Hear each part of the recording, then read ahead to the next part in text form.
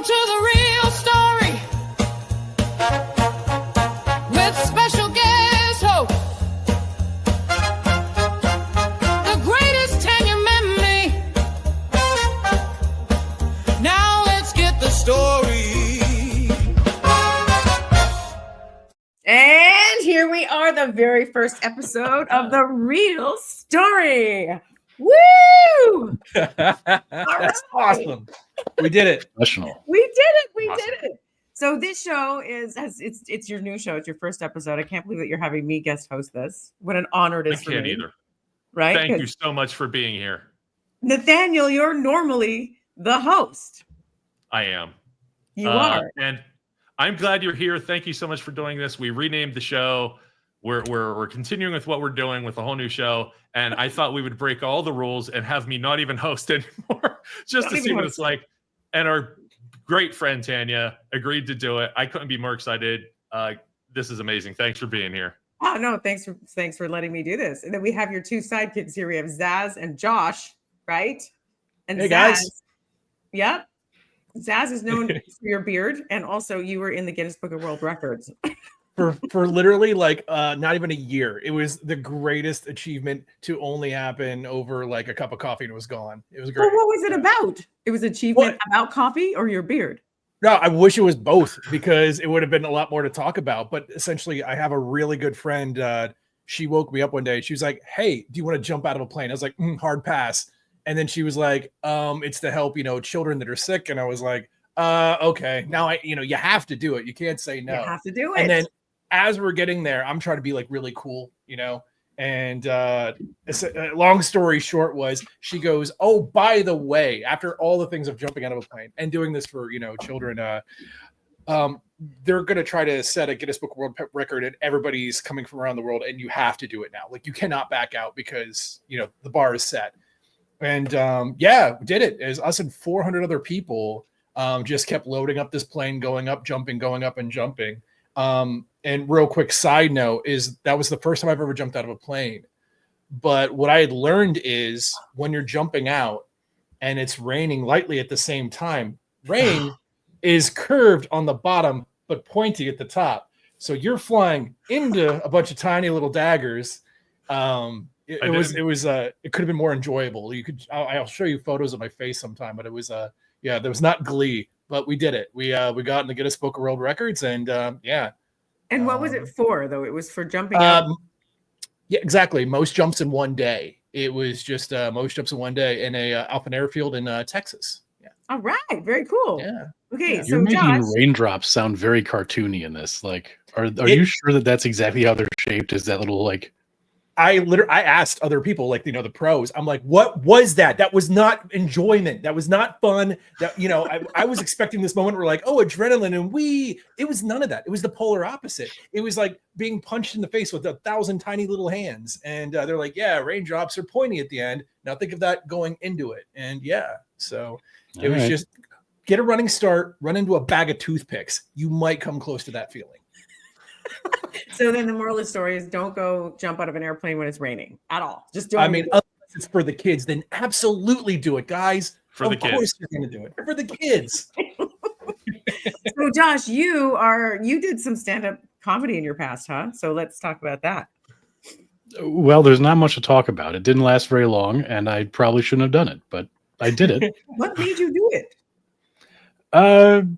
It seemed like fun, and I thought, why the hell not? It was well before we did this, and it was, you always need to find some creative outlet, right? And that was the one that I found then. And what made it not fun? I wasn't good at it. How did you know? How did you know that you weren't good at it? Well, in stand-up, it's very easy to tell. Okay. There are laughs or there aren't, and it just didn't go well. So then, how many times did it take you to find out that wasn't your path? How many times? Oh, like 5 years. 5. Oh, 5. Wow, that's a long time. No, I was very stupid. Well, you know what? We've all been through. I mean, I have my times and years too where the same thing. Okay. Anyway. Thanks for sharing. Nathaniel. Yes. I need you guys to know My that turn. yes, Nathaniel is the person who saved my YouTube channel. He has forever changed my life. And so I have forever been, I'm now your best friend. I'm your best Best friend. friends. No matter what Thank you you, do, you Sarah. can't get rid of me now. So what was it like? I love that. Yeah, because you used to be a hacker yourself. Is that true? Or you used Sort to? of. Yeah. I was more of a phone hacker type. I hung out with hackers. If you see a hacker's name in a early 90s, late 80s hacking book, chances are I interacted with them in some way. I'm friends with a few of the others, especially the ones that are professional and actually helping to keep hackers out of places now. And I didn't really ever do too much hacking except for phone stuff, and those were called freaks, PHREAK. And I was involved with that scene a little bit more. And it was interesting because the phone hackers and the computer hackers, there was almost a rivalry, but they depended on each other. Like we gave them the ability to call around the world, and they gave us access to like credit reports and stuff, such. Well, you knew what you were doing because I was trying to get my YouTube channel back for months. And then I put out this plea for help on all of my social media. And you're the one who responded. And then here you go, do. And like 3 weeks later, I have my channel back. So I should have been faster. But it's a shame. And I hate to go a little serious on this, that YouTube doesn't take its creators more seriously and help them more. So when I hear about that happening, I get offended, and I got offended for you, who you were nice enough to do our show. You've always been nice to us after the show, and I was not going to let you lose that channel because I know how much it means. It did. It would suck if we lost it. And if anybody needs help out there, let's find resources. Let's build something if we have to. But if Google and YouTube aren't going to take care of their creators, let's find a way to do it ourselves. Yes, exactly. So if any of you do check out my YouTube channel, it's not all back yet. So just Taylor, are you going to create some kind of weird YouTube like union? And if so, can we be ground floor on that? I want to watch this happen. I will leave the union. Old man, we'll put assassins out after me. Oh my gosh, Bill Google is going to be so upset with you. So upset. We're joking. We're joking. Yes, of course we're I joking. love you, Google. Would never do anything against you. Yeah. You too, Gemini. You're my favorite AI. So tell me, you guys, about the redesign of the show. You named it something different. You're doing different things. It's like all revamped. You're even letting me host your first episode. So how did this all come about? I'll take the top of this one. When we started off doing a comedy show, and you could ask more about that later if you like. And when we were doing TRS, we would invite celebrities and musicians and comedians and people with interesting jobs to do the show. And the feedback I would get is, well, I don't want to talk about my relationship because we were the relationship Smith. And I had to explain relationships are more than romantic. They're personal, they're work, they're with your world, they're with your technology. Everything is relationship. And then as we were doing the show, I found myself stretching a little bit to make it fit the relationship theme. And since we're growing and people are trusting us more, I wanted the show to reflect that we're telling the real story about people. I want to know what, Tanya, when we interviewed you, I asked you what kind of kid you were in high school. I asked you about growing up on the sod farm. So those are what I think people care about. That's what I care about. I know what you do on TV, but how does it affect you as a person? And I still want to do that on this show, but I'm calling it The Real Story. And yes, there are other shows that have had this name, so it's The Real Story with Nathaniel. I mean, I love it. What about Zazz and Josh? What do you guys? How is your role different in this now? Oh, he approached us with it, and I said, "Well, we get to keep the same initials. Perfect. I'm in." You're in, right? But it's also a less formal format, right? And a bigger focus on asking questions that have never been asked before. So that's why I want to go with it. Yeah, no, I just think that Nathaniel as a host has also grown a bit, and it's become something more and better. And I think that the rebrand reflects that. I think that it works well for where we've gotten. Yeah, I would say the same thing as Josh, but like way funnier and wittier. So that's my answer. Please go ahead, do it. So I know you guys have also done a few side projects, right? Yes. So you call it your side projects, and one of them was when you interviewed me and you did the talk along with Tanya Memme with my Terror Inside movie that nobody can find anywhere on the internet, and that's really how we got to know each other a little bit more. It was amazing. Zazz, you go into this one. I talked enough. Oh, okay. So we're discussing the movie. Sorry, you caught me off guard there. Oh no, it was your first side project of TRS was watching. Right, yeah. It was working with a different group, and it was, we just had met you, and we got to watch this movie all together, which again, all of us new to this. For you, it's revisiting, right? I mean, how did you feel about revisiting this, especially with three people that you just got to know? Oh, I thought it was great. I mean, I hadn't watched it in years, and it Yeah. was just really fun to look back on this movie that I had done, and it was So, like, yeah, it was so fun. I don't know if anybody in the stream and anybody in our audience right now has watched that. I would highly advise if you could find it to watch it, or we have to release it later. Either way, we can see it and you haven't.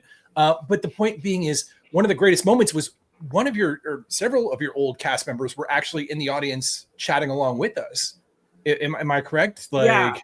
okay. And then Yes. it was just like this whole, not only a reunion, but like inside story after inside story, just watching this onion peel in front of us, completely unscripted. Like, you could not pay for that kind of entertainment. It was fantastic. And I really, really want to happen again, but it was like lightning in a bottle, I feel like, in that moment.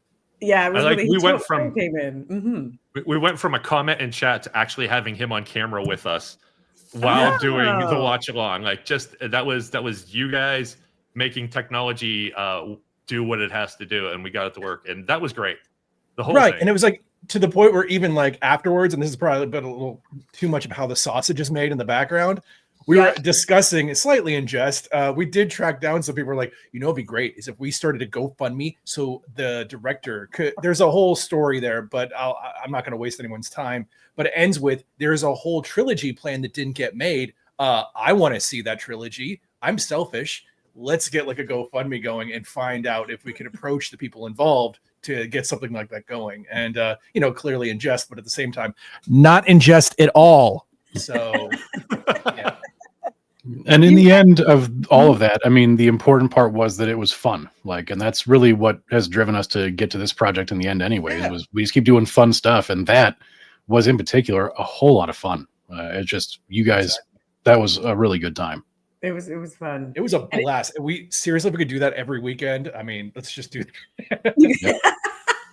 So you guys have to somehow, if you haven't seen it, you'll have to go find it, right? It's the Terror Inside play along. The watch along is out there. Watch along. It was on Tanya's site. It might be coming back up just because of the incident we talked about earlier. It should be on Arbitrary's main site, which is out there. It's not the easiest to find because we don't have a ton up there yet. And I think Typhoon On Demand has it on their YouTube site as well. So you can find the watch along, but we're talking all over it. I think it helps. It does. It helps. I think it's funnier. So what I love about you guys too is that when you do your interviews with different people and this and that, you find interesting things, and then you do some of these side projects like that one. Yeah. And another one is we're doing a future project. We did our first episode where you learn along with Tanya, and you guys are teaching me AI. So we're doing these videos where you're teaching me AI. It's awesome. And you're a great student. Thanks. You're a great student. Well, I enjoy it. I enjoy AI, and everybody needs to just learn it. It's really awesome. So our first one was we did the platform Suno. We all said it differently on the episode. Did you notice that? Yeah, we did. Yep. And the app itself says it differently if you put its name in a song. So we don't know. Suno won't even tell us how to say it. It's okay. But it's a great episode, so you guys have to watch that. But now I also know the Canadians have been a very big part of the show. Why is that? Love Canadians. Yes. I mean, and it seems we have a her name's Leslie, and she books a lot of her people through it. She's been amazing to us, very kind, out of Vancouver. Leslie's promotion awesome.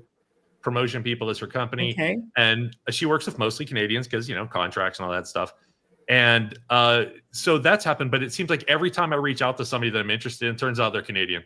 Like we didn't find you through her. I found you and you're Canadian. And we found who was our last surprise Canadian? Like, oh yeah, and they're Canadian. Like it's just, I think it's because Canadians are genuinely polite people that like to help others out. It's part of the DNA. I get a yes out of people from Canada way more than almost any other country. That's And kind of interesting. That's interesting.